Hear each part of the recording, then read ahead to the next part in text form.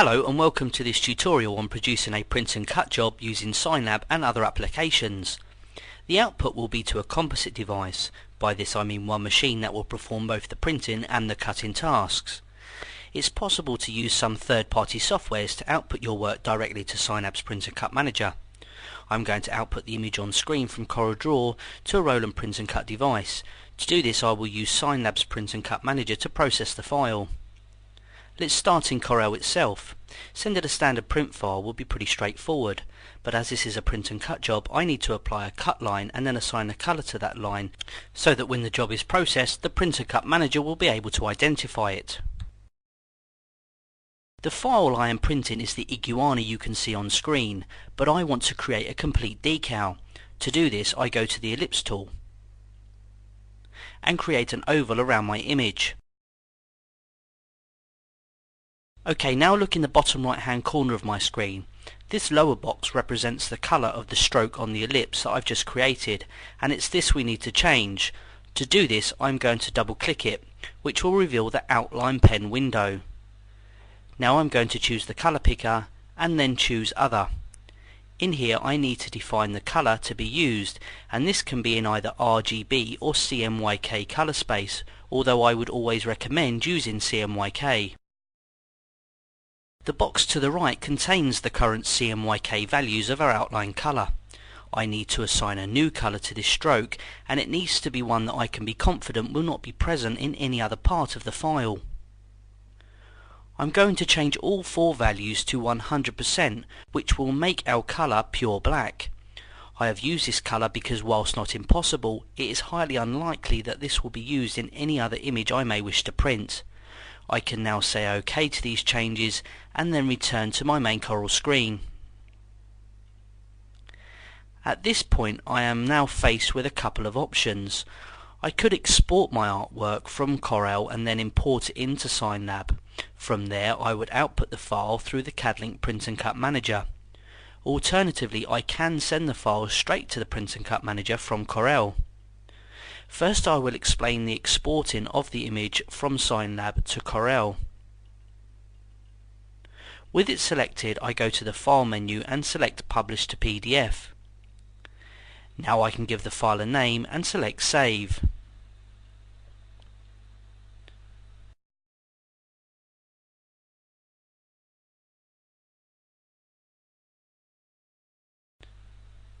Okay, now to get the file into Synlab. I select File and use the Link command. From here I need to ensure my file format is set to PDF and then select the file we just exported from Corel.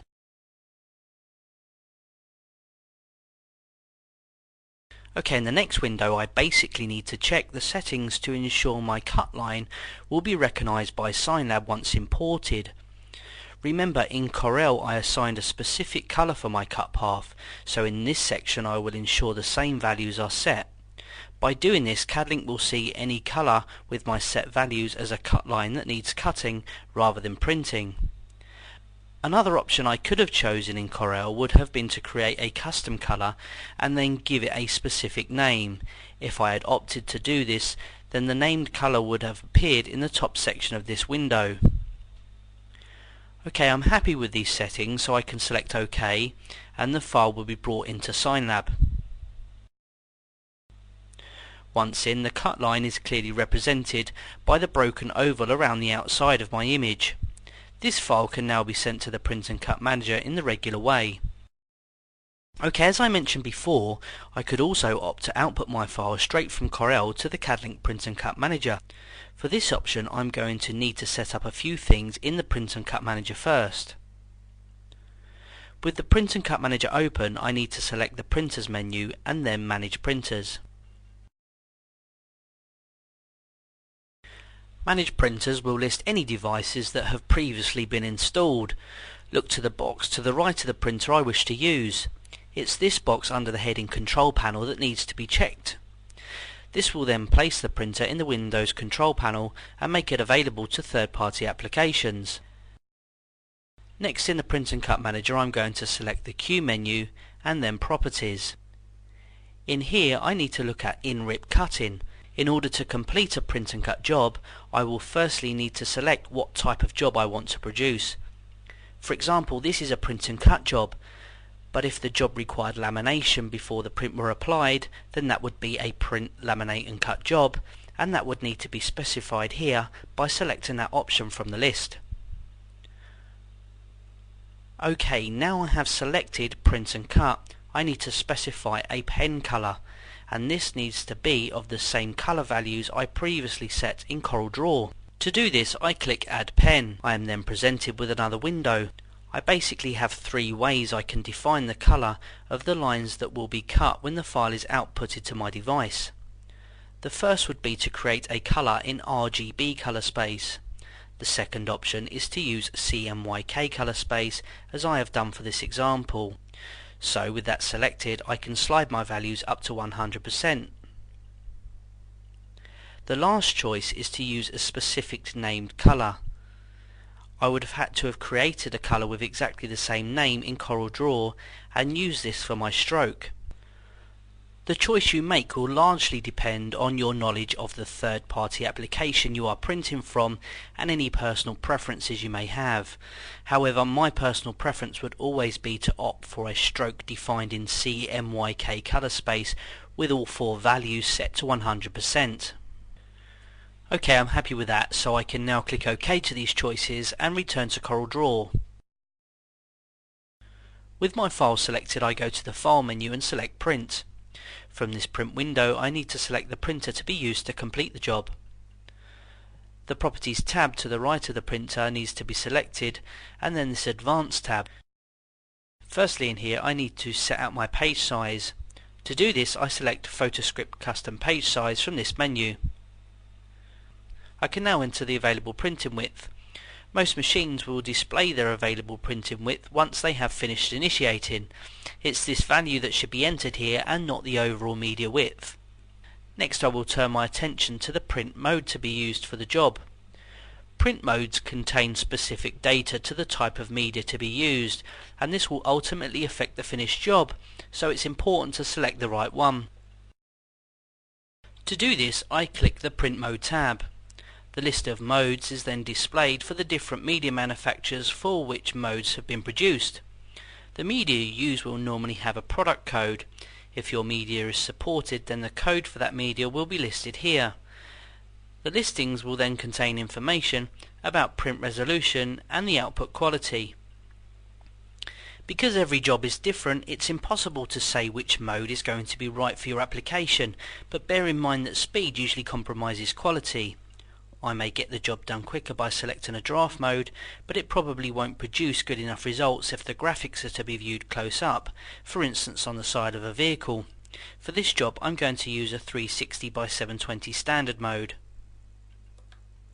CAD-Link are constantly working to produce print modes for as many media types as possible. However, with the vast choice available today, this is a mammoth and ongoing task. If you find that a range of modes does not exist for the type of media you use, then I would recommend one with the closest properties possible to the type you do have. For example, if you have gloss material, then select a gloss mode from another manufacturer. If you are not using a profiled media, you may find that ink levels and final colour are affected, so I would always advise that you produce a small sample first to cut down on your waste. Okay, lastly I'm going to select the Cutter Control option. Here I can define what type of job I am producing. By this I mean, is it a print only or a print and cut job? You'll notice here there is also the option to produce a print, laminate and cut job. This would be my choice if I wanted to remove the job from the printer to laminate it prior to cutting. By selecting this option, registration marks will be produced that the Roland can recognise. This example is a simple print and cut output, so I'm going to select that option. That's pretty much it. Now I need only apply the choices by clicking OK and finally clicking Print. The job will now be sent to the CAD-Link Print and Cut Manager for production. The Print and Cut Manager is effectively a separate software package that will process and send my job. What happens next will depend on whether I have my queue set to start or stop. Let me explain this further. At the top of my print and cut window is a menu option called Q. When I select this menu, it allows me to place the Q on start or stop. With the Q set to start, any data that is sent to the Print and Cut Manager will automatically start to process and then print. If your printer is ready to receive the file and you are 100% happy with all your settings, then this option is fine. However, I personally prefer to have the Q set on stop. With the Q on stop, any file that is sent to the Print and Cut Manager will stay there until further instructed. This allows me to look at certain information in the file I want to print and then send it when I am satisfied that all the details are correct. An important point to check here is that your file arrives in the queue on one line and has this symbol of a sheet of paper with scissors on top to the left of it. I would also check that my devices to be used are correct and that I have the right print mode and port selected. OK, I'm happy with every detail of this job and can now send it to my Roland. To do this, I need to right click on the file. From this menu I will select Print and Cut. Remember, I am producing a complete print and cut job here on one device. I must not select just print or just cut, as this will not send all the data I require to successfully complete the job. A common mistake here is for people to think they should click print from this menu and then send the cut data once the print is completed. This is incorrect with this kind of application. I want to produce a complete print and cut job that will not require lamination and therefore only click print and cut from this menu. OK, with my job sent to the Roland, the image will now be printed.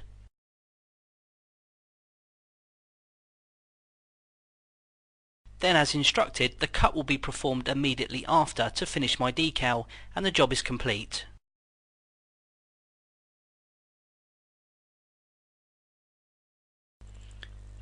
You may remember earlier I had the option in both Corel and the Print and Cut Manager to produce a print, laminate and cut job. If I had selected these options, my job would still arrive in the Print and Cut Manager in the same way, but it would obviously need to be processed in two parts, the first being the print. To do this, I would right click on the file and select just print. OK, the image is now sent to the Roland. The noticeable difference here is the registration marks my machine will produce before and after the image itself. These marks make it possible for my image to be accurately realigned once it has been laminated. With the job properly aligned, it is simply a case of right clicking on the original job in the active queue list and selecting Cut. With the job sent, the Roland will now seek its first reg mark. Then, once this and the other three have all been detected, the device will accurately cut both vinyl and laminate to produce my complete decal.